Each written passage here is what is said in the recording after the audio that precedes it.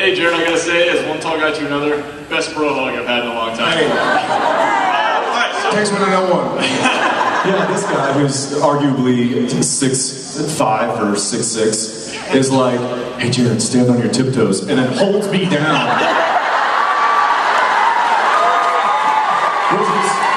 Which is funny because at the last minute I heard him say tiptoes, and I was like, oh, we're all going up our tiptoes, and then he forced me back out. I'm like, all right, well, look, the insecurity's that bad, buddy. Whatever it takes. Mine is. It was Mom's idea. Mom's idea, not mine. I think that sort of amplified parts of him that he might have.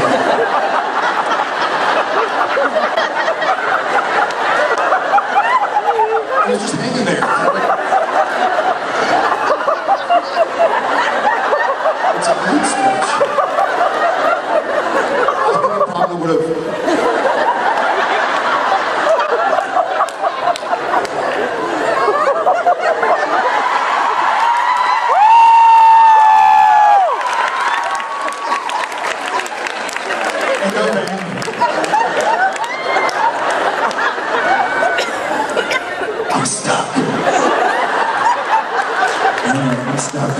Cliff, do we have that crane?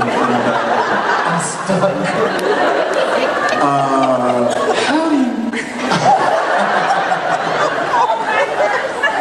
This is impressive, guys.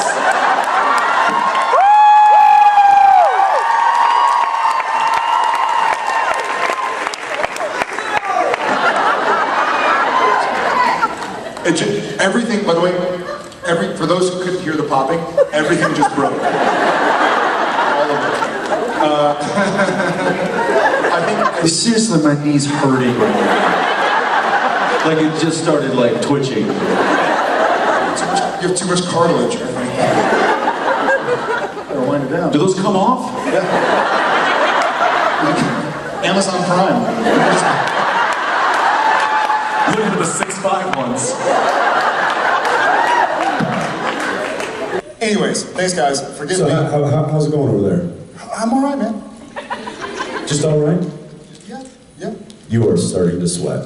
Yeah. You are flat. Do we have any of those terry cloth towels back there? I'm not kidding. We've sprung a leak on stage. I sprung a leak. You got any of those towels back there? Can I borrow a shirt from somebody? They're running.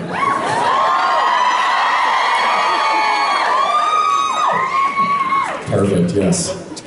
We might need a mop in a minute. There you go, big guy. Keep some of those for later. I can't get off the ground, that's mean.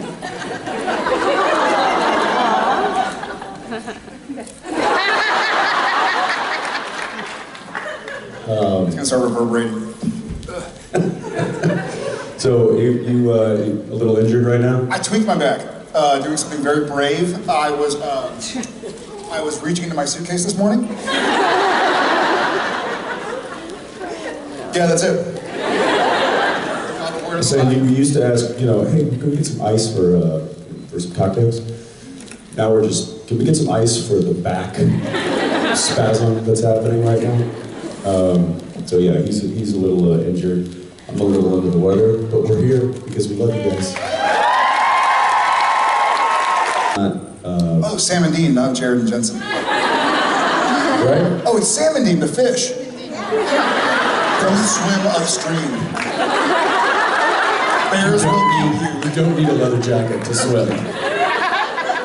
And who does your hemming on your fish leather jacket? Yes. Sorry, it sounds like Sam and Dean every now and again. Like there's a bow-legged fish. Yeah, we got it. We got it. Just clarifying. I would say avoid brunettes and leather jackets. And brunettes and trench coats.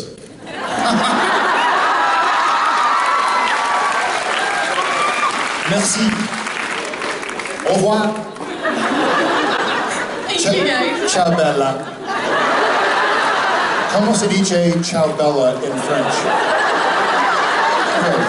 How do you say como se dice? Thank you so much. Touche. That's French. That's French. It is. I surprise myself sometimes. Enchanté. Hello. That's why I'm sweating. I'm always next to you. Is that what it is? I'm looking to see who's over there, actually. Oh, I got one. I'm gonna do two for you, real quick. One of them is not here, but in our props department, don't worry, Rob. We did have somebody work. His name is Travis. Travis isn't here, is he?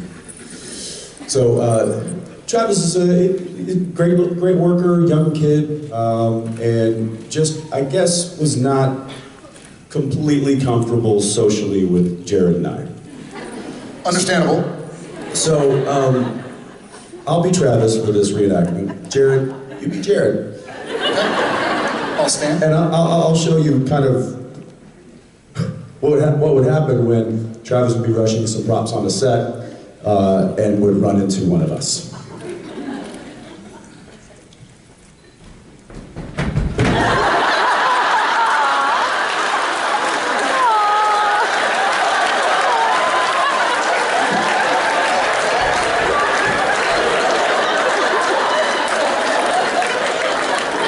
Now, Travis doesn't work with us anymore. He's gone on to do Better things? hopefully better things, in a more comfortable environment. But his position was then taken over by one of our favorite people, who is here today, who is now shrinking in her chair right now. And what's funny is, you know, we've known this young lady for many, many, many years. There's no reason for her to be uncomfortable around us.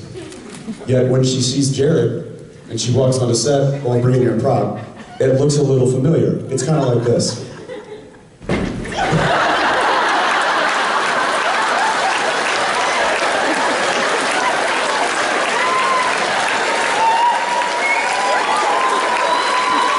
And I'm like, do I smell? Like, I do, but how do I keep on killing people? It's the musk. It's the musk. Blame it on the musk. Maisie, love you. Ditto. She just giggles when she sees me. But Jared, She knows I'm a bull in a china shop, and I might just run into yeah, it you. might just be like survival mode. I'm pretty sure it is. I'm fairly certain it's like, oh God, if he runs into me. Thank you, Sarah Shepard. You're welcome, Jared. So when was a moment where you two were proud of the other?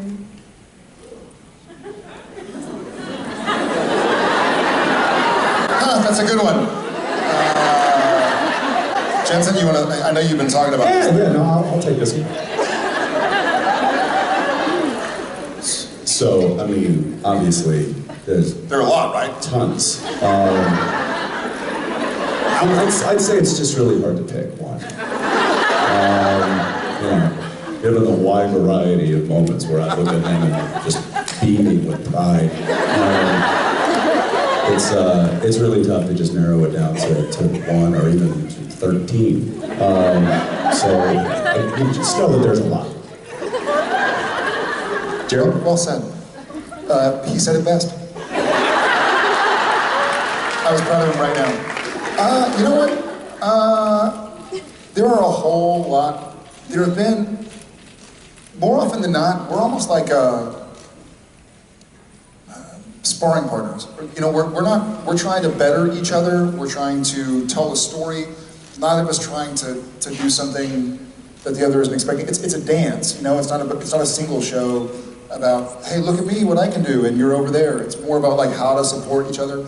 There was one scene specifically early on, I can remember, where it was just the Jensen show. I was in the scene, but I could not help him, and that's when Sam was dead on the bed, and Dean had to talk to him. And I remember sitting there trying so hard not to move and play dead, and I could hear what was going on, but I couldn't see it. But every time at the end of the take, I'd open my eyes, and I'd see what Jensen looked like, having just done this scene by himself, and what the rest of the crew would look like, and the director, I was like, man, this must be really good. It sounds good. And a few times I wanted to tear up while I was dead, which wouldn't have worked. So I've never tried. He's alive! It worked. So that was an early on scene where I was like, man, like, way to go. It's difficult. And I think most actors will probably agree that doing a scene with somebody else, you find a rhythm, and it's easier than just doing something by yourself, a monologue, a soliloquy. So I feel like that scene, and there are, I know he was teasing, but there are numerous.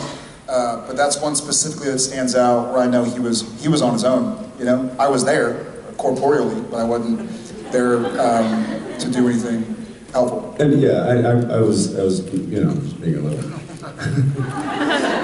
for comedy's sake. But there are many moments, and over the years, the many years that we've been working on the show, I will say that there are these little moments, these brief moments when we're working together where he'll make a choice of something that maybe I didn't see or wouldn't have expected, or he'll put in a performance in a take or whatever it might be, and even sitting up on stage with him and speaking to you guys, there are moments that he and I have together when we walk off this stage, when we walk behind that camera, we just do a little of that. And that's me, for me, that's him acknowledging that we just did a good job and we just had each other's backs up there, and I think we put on a good show for these people, and we should be proud of that. Awesome. So you are our last question, which means you get to come up here and see what we see. What? It's your birthday. Happy birthday!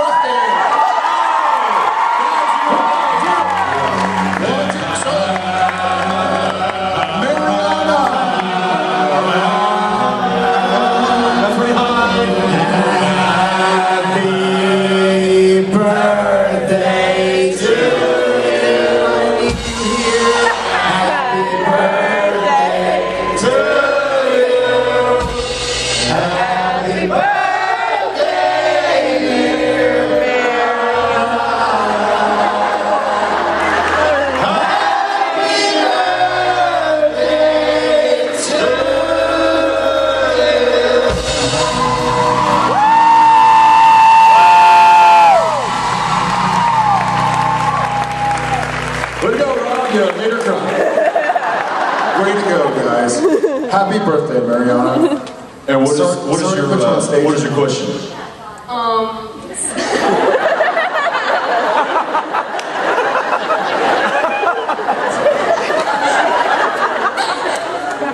So I was going to ask, how did it feel when you fell in love with Jen? Oh! It was a sunny day.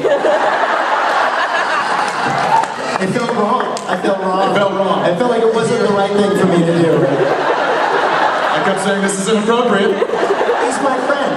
This is my friend. I need to tell Jared. Right. Yeah.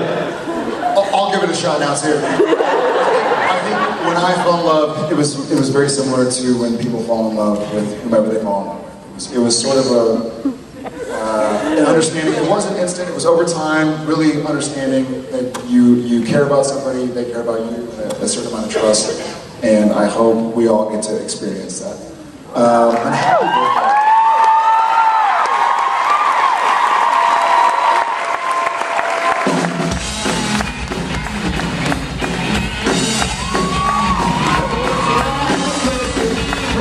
That was the last